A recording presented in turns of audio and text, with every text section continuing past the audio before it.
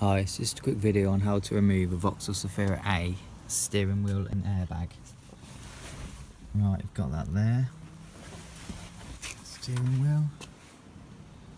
Now, just underneath, there's one hole there. It's a T30 Torx screw. If you turn the wheel around, we've got no steering rack on this, so it's just spinning. Another one the other side. T30. Now you should just be able to pop this off. That should come out. I've had the battery disconnected for quite a while, so nothing's going to go off. And underneath it's just that there, a little green plug.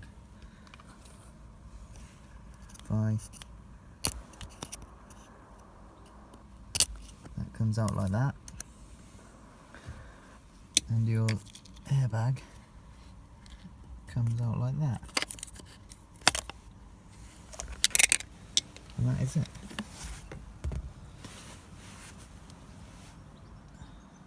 Airbag. Just to show you where the screws go on the back. Got one there and one there.